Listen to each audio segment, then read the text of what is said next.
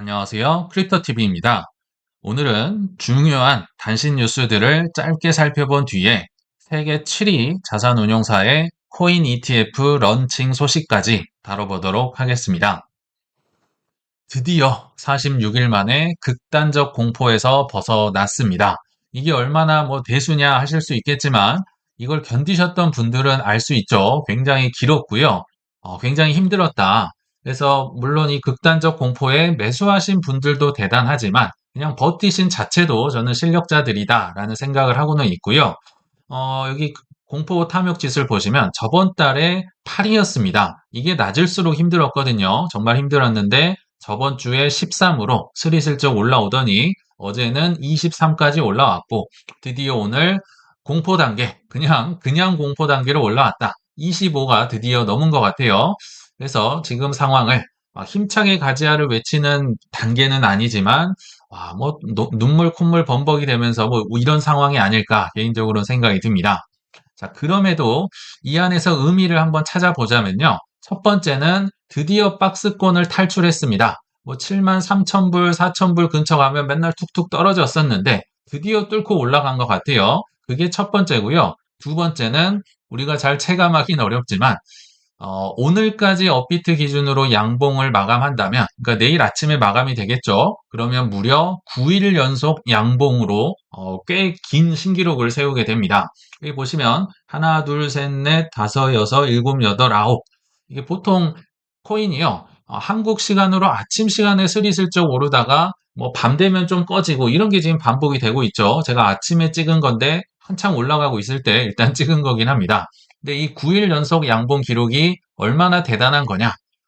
역사상 두 번밖에 없는 꽤나 대기록이라고 합니다. 그리고 또 하나, 최악의 흐름을 끊을 때만 나왔던 진기했던 기록이다. 그래서 첫 번째 나왔던 게 최근에 이제 나온 게 9일 연속이었는데요. 23년도 1월 달에 나왔었다라고 합니다.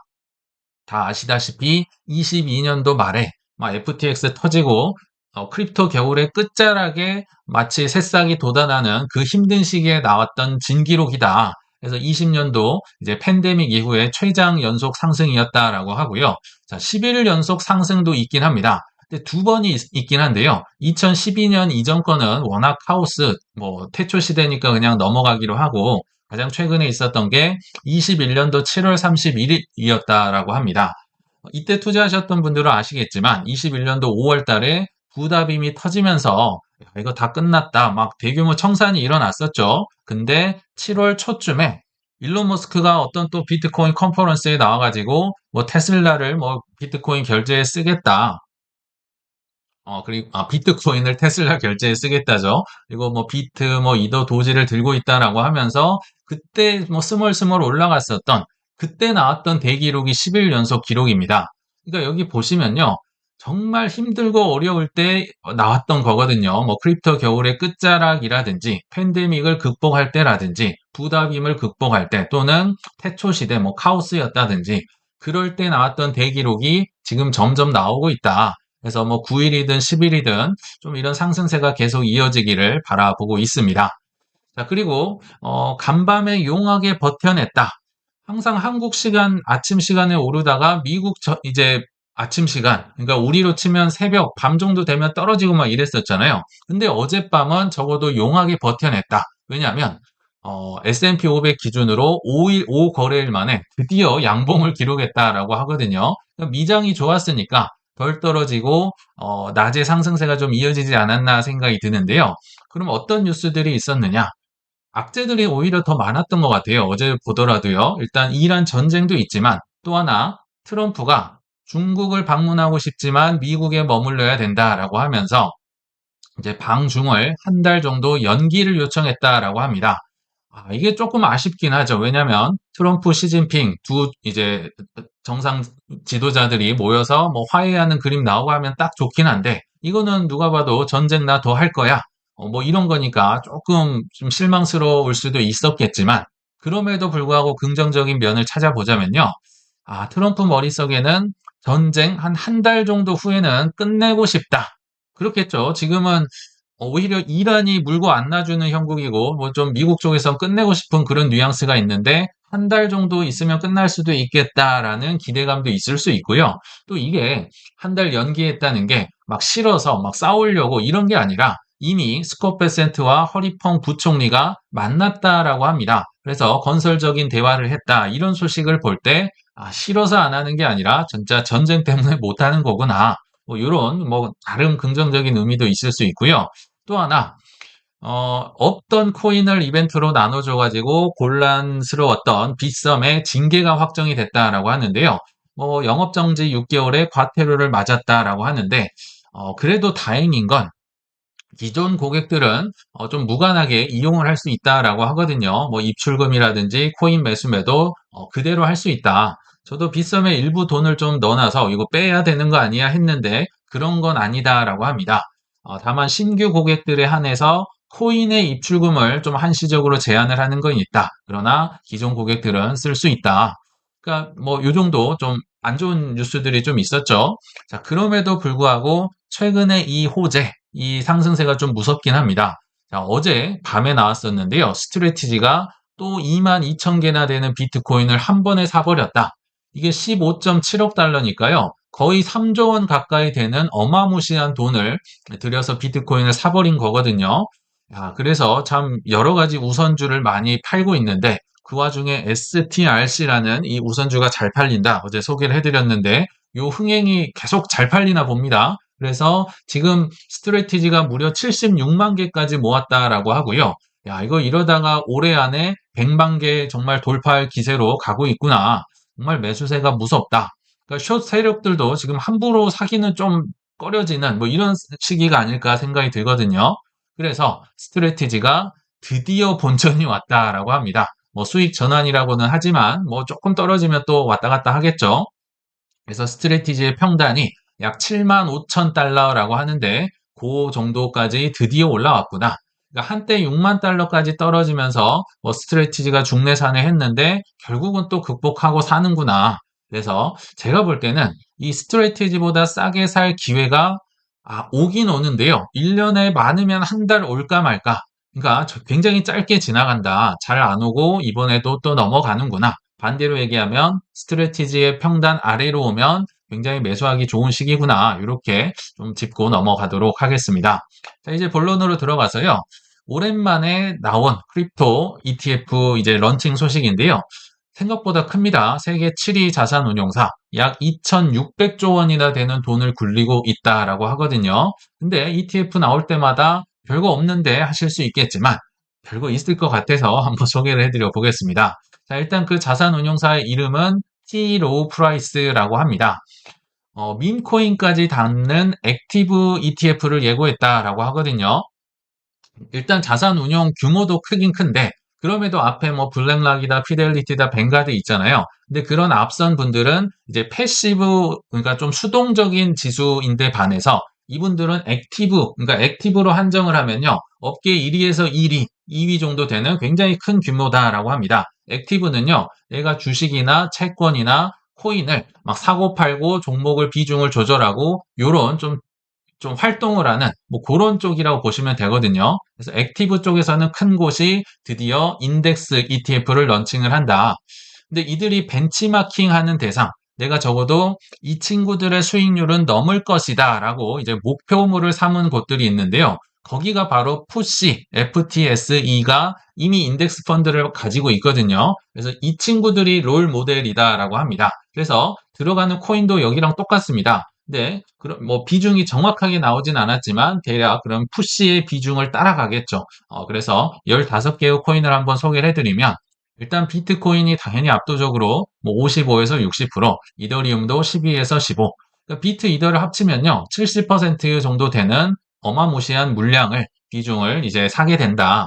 그리고 이제 세 번째, 네 번째가 XRP랑 솔라나 뭐 7에서 뭐 9%, 6에서 8%. 그러니까 4대 천왕을 합치면요 90% 정도 되는 엄청난 비중을 이 인덱스 이제 펀드를 사면 사람들이 자동으로 투자를 하게 되겠죠. 그리고 밑에 이제 나머지 11개가 있는데요. 에이다, 아발란체, 도지, 라이트코인, 폴카다, 체인링크, 비트코인 캐시, 스텔라, 시바이누, 헤데라, 수이까지. 그러니까 들어는 갔는데 비중이 그렇게 크진 않죠. 그럼에도 이제 좀 특징이 있다면 지금 이 7위 자산 운용사가요. 생각보다 크고 또 생각보다 보수적입니다. 그러니까 지금 들어오는 거예요. 굉장히 돈 안 되면 안 하고 위험한 거 안 하려고 하는 분들인데도 불구하고 지금 여기에 도지와 시바이누라는 밈코인이 들어갔다는 자체가 굉장히 이례적이라는 평가가 있고요. 가장 뒤에 있는 수위 이게요. 예전에 제출할 때는 없었는데요. 지금 수정 제출 최근에 했을 때 추가 합격을 했다라고 합니다. 그래서 수위도 추가돼서 15개가 됐다. 근데 ETF 되면 뭐 하느냐? 이거 돼봤자 한 개도 안 오르고 별로 재미도 없던데 이러실 수 있을 것 같아서 제가 저 후발주자들의 참전이 왜 중요할까? 어떤 힌트를 우리가 얻을 수 있을까? 한번 알아보도록 하겠습니다. 첫 번째는요.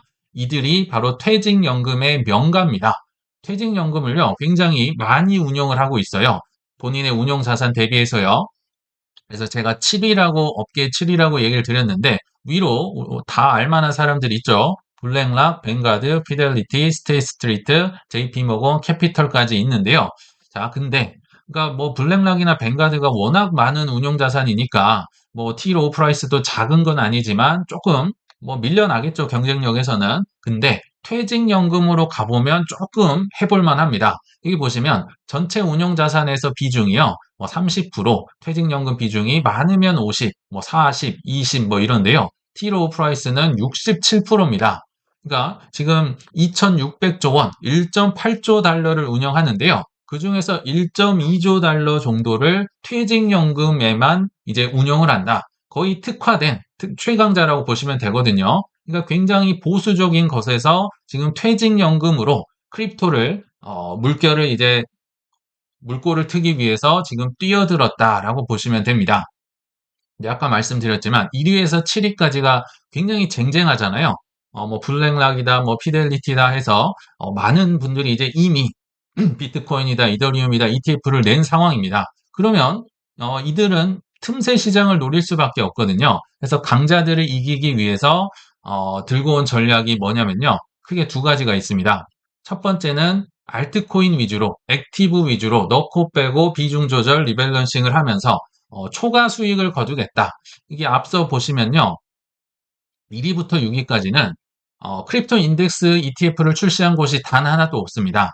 그나마 있는 게 비트코인, 이더리움. 근데 JP모건도 비트 이더 ETF 팔고 그렇잖아요. 그래서 그들을 이기기 위해서 드디어 나름 큰 곳 중에 하나가 인덱스 ETF를 그것도 액티브로 출시를 한다. 그래서 이제 불장이 오면 초과 수익률을 낼 수 있으니까 적어도 블랙락, 피델리티의 뭐 비트코인, 이더리움 이런 걸 좀 수익률을 넘어보겠다.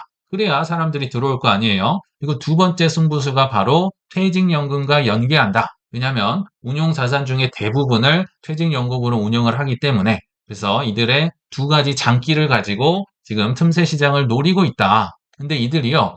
계속 말씀드리지만 굉장히 보수적이고요. 돈 안 되면 움직이지 않습니다. 근데 그들이 지금 움직였다? 이 말은요.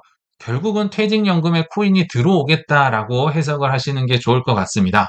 그거 들어온다고 해서 되겠어? 왜냐하면 작년 8월 달에 행정명령 한 이후로 지금까지도 조용하잖아요. 그러나 물밑에서는 계속 가이드라인을 이제 백악관에 제출을 하고 뭐 자산운용사들이 상품을 만들고 있기 때문에 결국은 퇴직연금에 코인이 오겠구나. 물론 대체 자산도 들어가겠죠. 자, 이게 첫 번째 포인트고요. 또 이들의 참전이 주는 두 번째 힌트가 바로 타이밍입니다. 타이밍. 보수적인 곳들은요. 돈 안 되면 안 들어갑니다. 있다가도 연기를 하거나 없애버립니다. 우리가 이 회사를 아마 언제 한 번쯤 들어보셨겠다 생각이 드실 텐데 바로 작년 10월 23일이었습니다. 티로 프라이스에서 이때 똑같이 런칭을 했었거든요. 첫 가상자산 ETF를 진출하겠다. 그래서 정말 보수적인 전통적인 운용사도 디지털로 향한다. 이런 기사가 있었어요. 왜냐하면 작년 10월 기억나시겠지만 뭐 비트코인이 12만 6천 불 돌파하고 한창 뜨거웠었잖아요. 그러니까 이제 우리도 한다. 이거 돈 되는구나 하고 막 자신 있게 들어갔던 것 같아요. 근데 웬걸?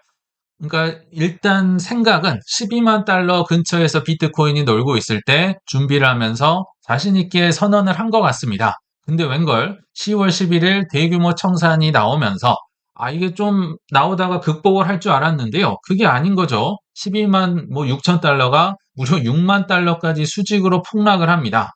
굉장히 많이 뭐 크립토 뭐 겨울 같이 오면서 폭락이 오니까 분위기는 얼어붙고 또 기억나실지 모르겠지만 작년 10월 말에 미국 정부가 셧다운으로 닫혔습니다. 그래서 ETF가 다 런칭이 될 뻔했다가 뭐 되네 마네 하다가 이제 뒤로 훅 넘어갔었죠. 이런 악재들이 겹치면서 이들이 판단을 한 거죠. 야, 지금은 아닌가 보다. 후퇴. 일단 타이밍 보고 좀 더 준비하다가 좋을 때 들어가자 하고 후퇴를 한 것 같아요. 제가 볼 때는. 근데 오늘 새벽에 드디어 S-1 수정된 서류를 제출을 했다라고 합니다. 이게 뭘 의미하냐면요. 이들의 크립토 인덱스 ETF는 빠르면 6월에서 늦으면 8월쯤에 런칭될 가능성이 있다. 뉴욕 증시에 상장될 가능성이 있다라고 보시면 됩니다. 그러면 왜 6월에서 8월일까요? 그러니까 빠르면 6월인 게 패스트 트랙을 타면 뭐 일정 조건들이 많이 있어요. 그러면 75일 이내에 자동 승인이 되는데 조금 SEC랑 왔다 갔다 의견 질문하고 대답하고 이러면 한 8월쯤 된다라고 하거든요. 자, 이처럼 타이밍을 재고 보수적인 것들이 나름 재미있을 법한 6월에서 8월로 런칭 시기를 잡은 게 아닌가. 왜냐면 몇 번 이제 연기도 했었고 타이밍을 재다가 그들의 행동을 보면 드디어 들어오는구나. 그것도 401k 퇴직연금에 크립토가 투입되기 이전에 상품을 만들어 놔야 될 거 아니에요. 이런 타이밍에 남들은 안 하고 있는 알트코인 ETF, 알트코인 인덱스를 집어넣고요. 심지어 수정안에 보면 스테이킹이 추가로 붙었습니다. 지금은 블랙락에서도 이더리움 ETF 스테이킹 붙여놓으니까 최근에 이더리움이 비트코인보다 더 많이 올라간다. 뭐 이런 얘기도 있거든요. 그래서 이자까지 주는 누가 이거 스테이킹 검증을 하겠습니까? 그냥 ETF를 사면 이자 알아서 줘. 요런 이제 업그레이드된 상품까지 가져오면서 이런 타이밍을 맞춰서 재고 들어왔다. 이들의 행동을 보면 적어도 이들은 좀 나름 상승장을 예상을 하고 있는 게 아닌가 생각이 들거든요. 그리고 세 번째 힌트는 불장대 ETF가 있냐 없느냐는 천지 차이다. 이게 굉장히 또 중요하거든요. 평소에 많이 말씀을 드렸는데 저는요, 불장의 특징이 여러 가지가 있지만 그냥 딱 하나를 꼽으라면 이렇게 보시면 좋을 것 같아요. 기존에 안 사던 개미들이나 기관들이 사는 시기다. 기존에 안 사시던 분들이 오는 게 불장이지 우리처럼 고인물들, 오래된 분들이 사는 거는 불장이 아니겠죠. 정말 뭐 모르던 뭐 크립토든 주식이든 부동산이든 모르던 사람이 들어올 때가 불장이 된다. 근데 그러면 코인 인덱스 ETF가 어떤 장점이 있냐면요. 이런 기존에 안 사시던 분들을 쉽게 코인 시장으로 안내를 합니다. 특히나 개미도 개미인데요. 미국에서는 개미들도 이 지수 ETF 많이 사거든요. 그러나 개미보다는 연기금과 기관의 자금들이 코인 시장으로 정말 쉽게 넘어올 수 있게 안내를 하는 게 ETF다. 그래서 ETF가 있고 없고가요. 뭐 이렇게 떨어져 있을 때는 정말 체감이 어렵지만 불장이 오면 상황이 다를 겁니다. 왜 쉽게 코인 시장으로 넘어오느냐? 일단 기계적인 매수, 뭐 지수 사면 그냥 자동으로 사야 됩니다. 알고리즘으로 산다든지. 그리고 두 번째는 세제 혜택, 뭐 과세를 이연해 주거나 특히나 퇴직연금 쪽은 비과세 혜택도 있을 거거든요. 세제 쪽으로도 회계 쪽으로도 뭐 좋을 거고 또 자녀들에게 상속 증여하는 것도 편한 데다가 그리고 아까 ETF 사면 이자를 준다고 했었잖아요. 실제로 뭐 이더리움, 솔라나, 뭐 에이다, 뭐 아발란체, 수이 등등 이자 주는 친구들을 많이 포함을 시켰거든요. 그래서 사기만 하면 이자도 주고 또 커스터디 업체, 뭐 앵커리지 디지털로 최근에 선정을 한 것 같아요. 이들이 좀 망하면 책임을 져줄 수 있고 여러 가지 상 ETF가 있고 없고는 불장 때는 정말 화력이 다를 것이다. 자, 그러면 불장의 화력이 들어오기 위해서는 결국은 이들이 선택한 코인들이 이제 주목을 받을 가능성이 높은데요. 제가 볼 때 세계적으로 크립토 인덱스를 만든 5대 기관이 있습니다. 사람들이 다 이 벤치마킹을 하는 대상들이거든요. 이 5대 인덱스 기관에서 선택한 코인들, 중복된 코인들일수록 ETF가 만들어질 것이고 불장의 화력이 셀 거 아니에요. 그래서 마지막으로 이 표를 한번 조사한 걸 보여드리겠습니다. 이게 5대 기관입니다. 푸시 앞에 보셨죠? 뭐 영국에서 지수 만드는 굉장히 큰 회사고요. 나스닥, 블룸버그, 코인데스크, S&P 이렇게가 크립토 인덱스를 만드는 대표 지수들입니다. 이 중에서 블룸버그랑 S&P 500은 관련된 상품 ETF가 나와 있진 않지만 요거를 이제 추종을 해서 그러니까 이들이 기준이 돼서 ETF들이 만들어진다. 반대로 나머지 세 개는 이제 추종하는 ETF가 다 있다고 보시면 되는데요. 자, 일단 별 5개를 줄 수 있는 곳. 이 5개에 다 발을 걸치고 있는 게 딱 6개가 나오더라고요. 바로 4대 천왕인 비트, 이더, XRP, 솔라나에 에이다와 체인링크까지 별 5개. 전부 다 이 크립토 지수의 인덱스에 포함이 되어 에이다까지는 그럴 수 있겠다 하는데 체인링크가 들어갔다는 건요.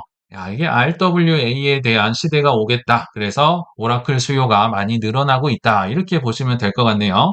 그리고 별 4개가 딱 하나 있는데요. 바로 아발란체입니다. 4개 기관에서 통용이 되고 있다. 그리고 별 3개, 세 군데에서 중복이 되는 거는 바로 도지코인, 라이트코인, 스텔라, 비트코인 캐시, 수익까지 다들 뭐 훌륭한 코인들인 것 같습니다. 그리고 이제 별 2개에서 1개 정도가 폴카다, BNB, 유니스왑, 헤데라 뭐 이 정도인 것 같거든요.